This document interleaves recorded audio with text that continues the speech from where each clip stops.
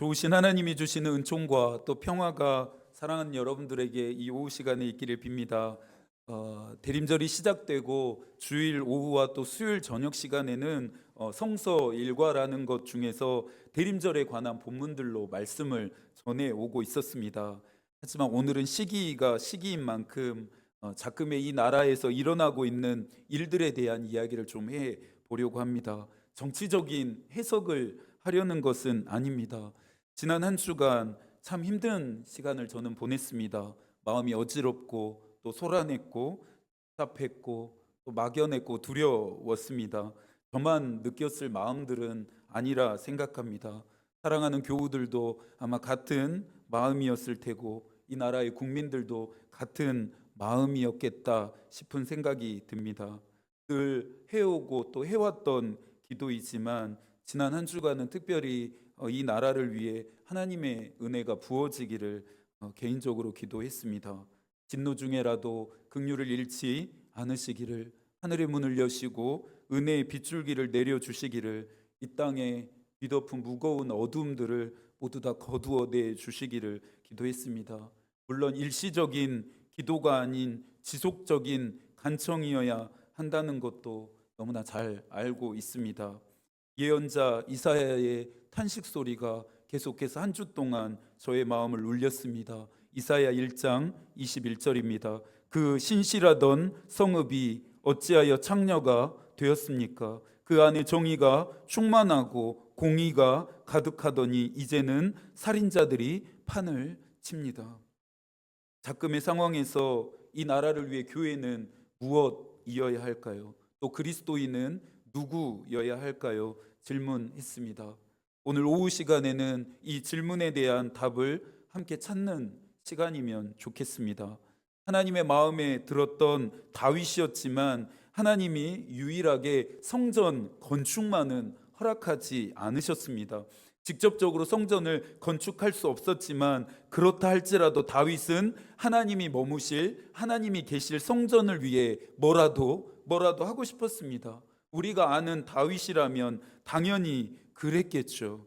다윗은 성전 건축에 필요한 많은 것들을 준비했습니다. 다윗이 이 꿈꾸었던 꿈은 자신의 아들인 솔로몬 왕조에서 성전이 건축되어짐으로 말미암아 성취되었습니다. 오늘 우리가 읽은 역대하 7장은 성전을 봉헌하는 과정에서 일어난 일인데요. 1절입니다. 솔로몬이 기도를 마침에 불이 하늘에서부터 내려와서 그 번제물과 제물들을 사르고 여호와의 영광이 그 성전에 가득하니.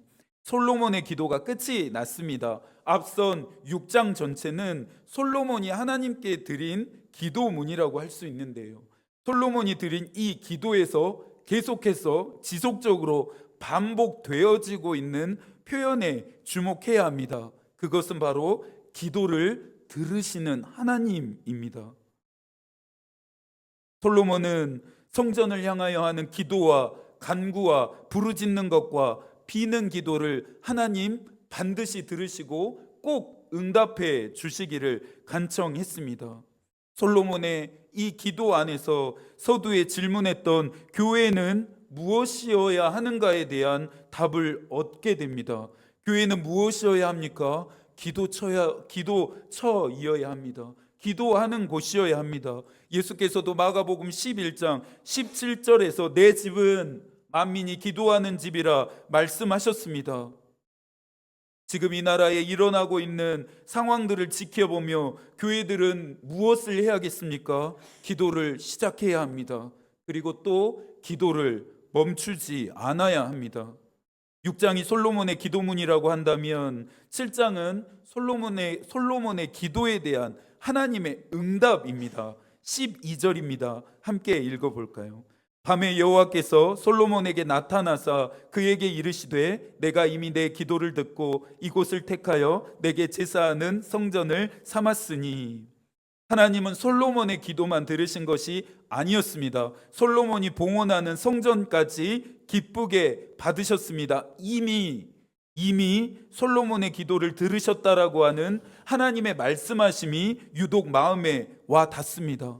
우리가 기도해야 하는 이유, 또 기도할 수 있는 이유는 하나님이 우리의 기도를 이미 들으시기 때문입니다.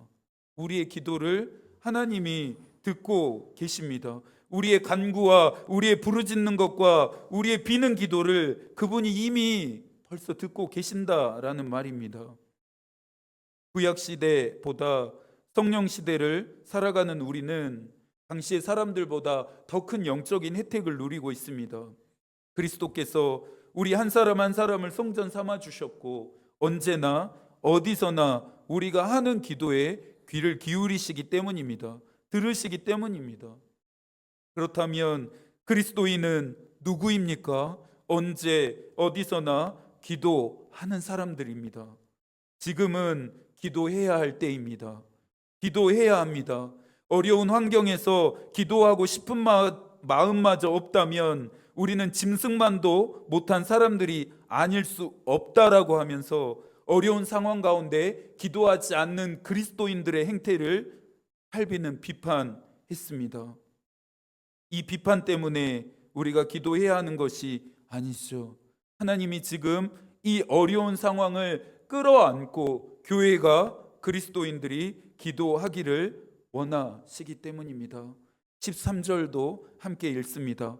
혹 내가 하늘을 닫고 비를 내리지 아니하거나 혹 메뚜기들에게 토산을 먹게 하거나 혹 전염병이 내 백성 가운데 유행하게 할 때에, 솔로몬의 기도에 대한 하나님의 응답에서 눈여겨 보아야 할 지점이 있죠. 비를 내리지 아니하거나 메뚜기들에게 토산을 먹게 하거나 전염병이 유행하게 할 때, 우리의 생각으로는 겨우 이 정도라 여길 만한 이 일들이 우리에게는 전혀 심각하게 받아들여지지 않습니다. 고대 농경 생활을 하고 과학과 의학과 기술이 발전하지 않았을 그때의 이 일들은 말 그대로 재앙이었습니다.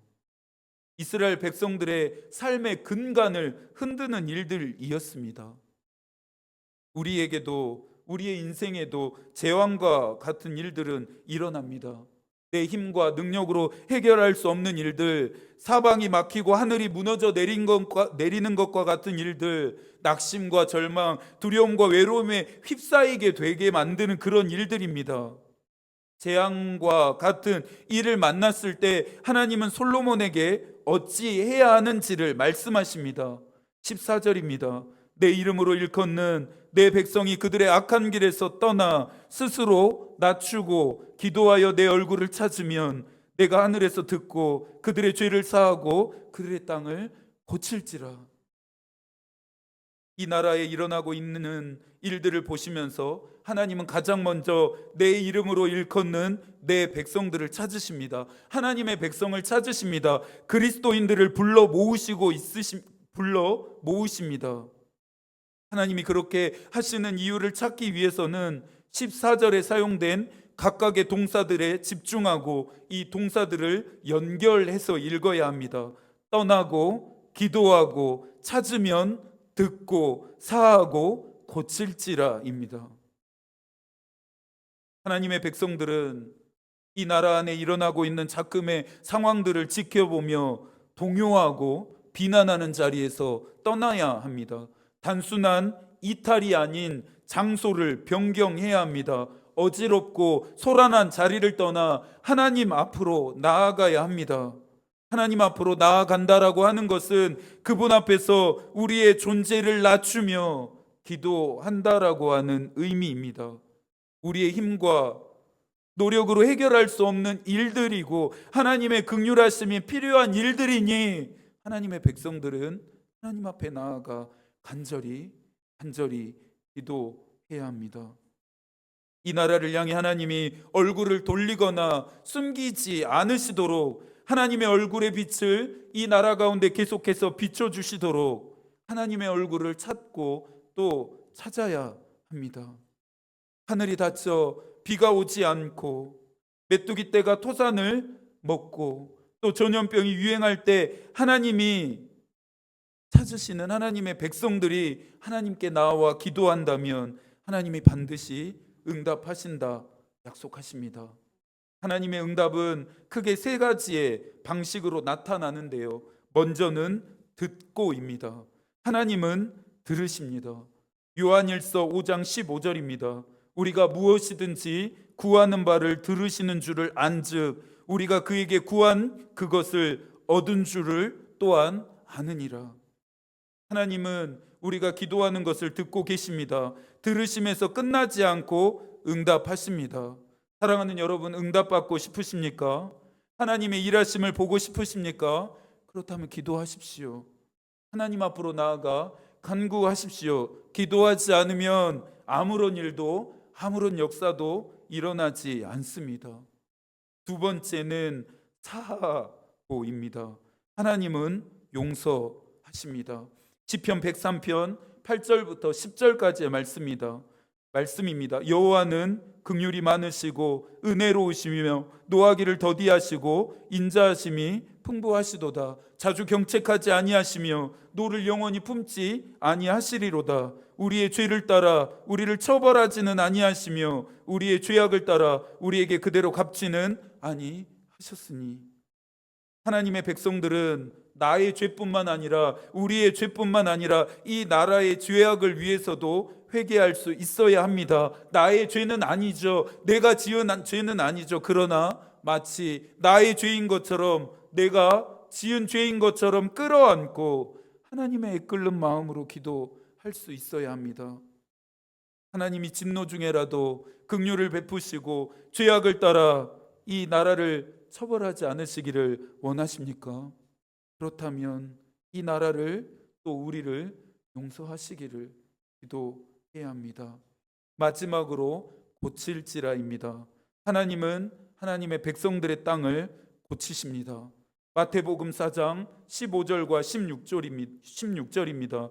스불론 땅과 납달리 땅과 요단강 저편 해변길과 이방의 갈릴리여 흑암에 앉은 백성이 큰 빛을 보았고 사망의 땅과 그늘에 앉은 자들에게 빛이 비치었도다 하였느니라. 이 나라를 고치실 수 있는 분은, 이 나라의 소란함과 어지러움이 끊어지게 하실 수 있는 분은, 이 나라의 무거운 어둠을 걷어내실 수 있는 분은 오직 하나님 한 분이십니다. 이 나라가 어둠에 잠식되지 않으려면 하나님이 그늘진 이 나라에 큰 빛을, 강력한 빛을 비추셔야 합니다. 하나님이 큰 빛을 비추셔야 공허와 혼돈과 깊은 흑암은 떠나가게 됩니다. 들으시고 용서하시고 고치시는 것은 하나님의 일입니다. 그러나 하나님이 하나님의 일을 하게 하시려면 우리가 먼저 우리의 일을 해야 합니다. 죄악의 길에서 떠나고 이 나라를 대신해서 회개하며 기도하고 하나님의 얼굴을 찾는 것입니다. 아브라함처럼, 모세처럼, 사무엘처럼 이 나라와 하나님 사이에 결렬된 틈 사이로 들어가서 기도해야 합니다. 하나님은 아무도 들어가지 않는 고통과 애통과 깨어짐을 경험하게 되어지는 그 결렬된 틈 안으로 오늘 우리를 초대하십니다. 이 나라가 길을 잃지 않았으면 좋겠습니다. 특별히 이때 교회와 믿는 자들의 기도가 다시 한번 뜨겁게 타오르기를 소망합니다. 나라를 위한 기도에 우리 교회와 그리고 여러분이 뒤로 물러나 있지 않기를 바랍니다. 남은 한 주도 하나님이 여러분과 함께 하시기를, 이 나라 위에 함께 하시기를 기도합니다. 하나님의 마음이 우리의 기도가 되고 하나님의 뜻이 우리의 길이 되기를 빕니다. 아멘.